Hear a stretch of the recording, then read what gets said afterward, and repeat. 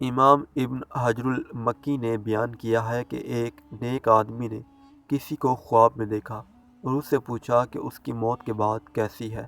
انہوں نے کہا کہ اللہ تعالیٰ نے مجھے معاف کر دیا اور جنت میں بھیج دیا۔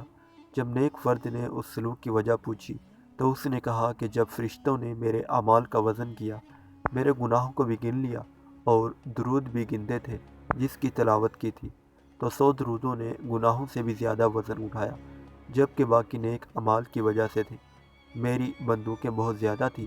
جیسے ہی درود پاک کی تعداد میں اضافہ ہوا، پاک نے فرشتوں کو حکم دیا کہ اس کا حساب کتاب ختم کریں، چونکہ اس کا درود پاک بڑھ گیا ہے، لہٰذا اسے سیدھے جنت میں لے جاؤ۔ جب حوا آدم کی تخلیق کے بعد پیدا ہوا تھا تو آدم اس کے قریب ہونا چاہتا تھا۔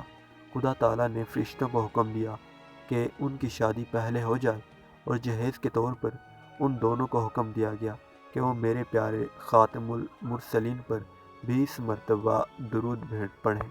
ایک روایت میں یہ 3 بار بیان ہوا ہے، لہٰذا اس نے 20 یا 3 بار درود پڑھا اور حوا اس کے لیے حلال ہو گئی۔ کون سا شخص ہے جو اپنی زندگی کو پرسکون نہیں رکھنا چاہتا؟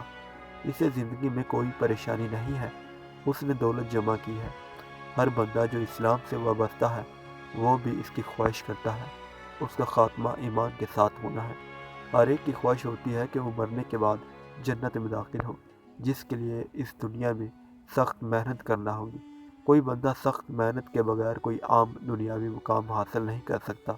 محنت اور مشقت کے بغیر آخری نعمتوں اور آخری مقام کو حاصل کرنا ناممکن ہے۔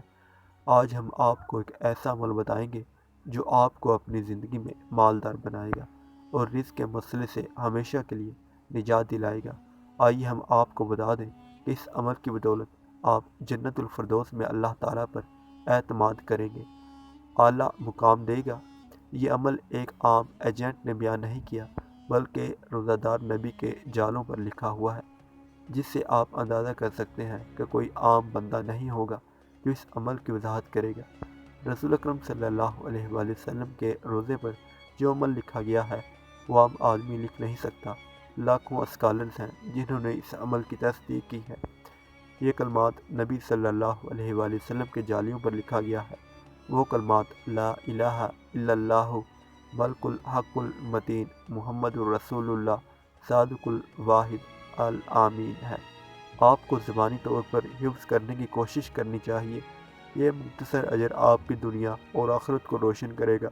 اس تسبیح کو روزانہ 100 بار پڑھیں۔ وقت کی پابندی نہیں ہے، دن کے کسی بھی وقت بے ہوشی کی حالت میں یہ چھوٹی سی مشق بہت سارے فوائد لائے گی۔ مزید اسی طرح کی اسلامی ویڈیوز کی اپڈیٹس کے لیے ہمارے چینل کو سبسکرائب کریں۔